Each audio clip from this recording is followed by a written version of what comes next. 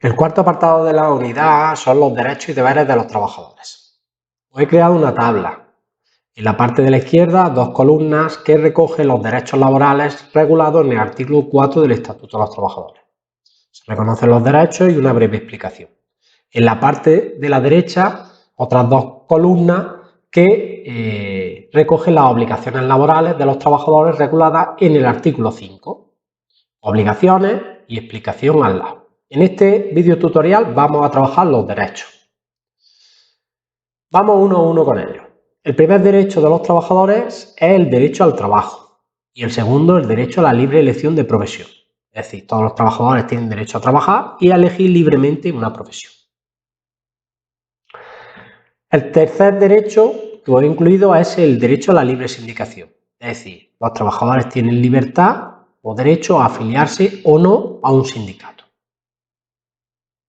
El cuarto es el derecho a la huelga, como medida de presión, y teniendo en cuenta que la huelga es un derecho fundamental, pero un derecho fundamental de los trabajadores, no de los estudiantes.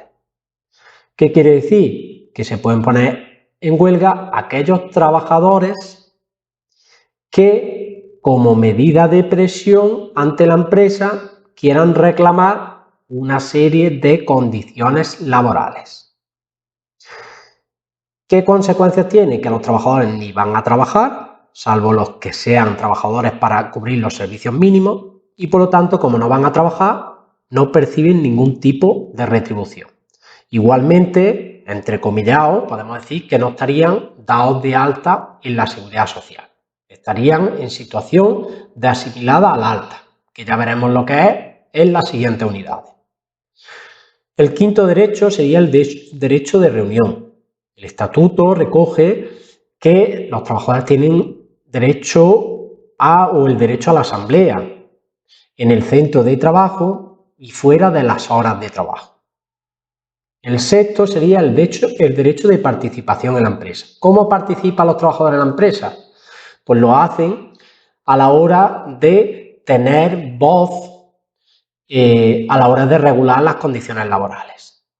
Todos los trabajadores no lo hacen, pero sí eligen a unos representantes. Estos son los delegados de personal si la empresa tuviera menos de 50 trabajadores, o los miembros del comité de empresa si ésta tuviera más de 50 trabajadores. Esto lo veremos en la unidad 2 del bloque del contrato de trabajo, es decir, en la siguiente.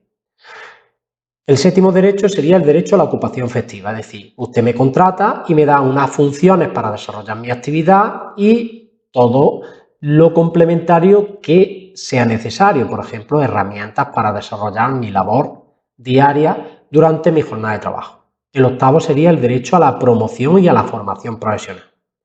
Este derecho incluye elegir turno de trabajo y permiso para exámenes siempre que estos sean estudios reglados, por ejemplo, cursar un ciclo formativo, cursar estudios oficiales, una carrera universitaria. Obviamente, elegir turno de trabajo siempre que organizativamente la empresa se lo pueda permitir. Si la empresa solo está ese trabajador, es muy difícil o no es posible conceder permiso para exámenes, sí, lo que no podría es adaptarle los turnos de trabajo. El noveno sería el derecho a no ser discriminado. Ningún tipo de discriminación y respetando siempre la intimidad y la dignidad del trabajador. El décimo, el derecho a una adecuada protección en materia de prevención de riesgos laborales.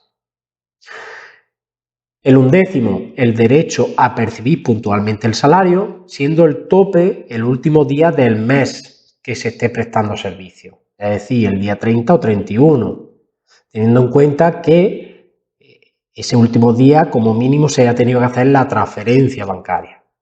Y por último, el 12, derecho a demandar judicialmente a la empresa por acciones derivadas de la relación laboral. Por ejemplo, el trabajador que haya reclamado cualquier condición laboral y la empresa lo sancione o incluso lo despidiera, ¿vale?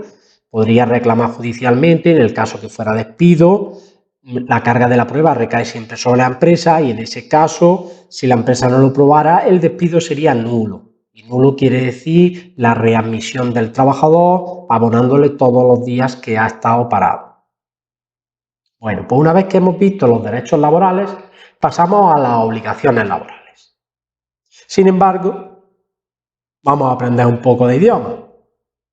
¿Cómo se dice en zulú suspendido? No te chungas.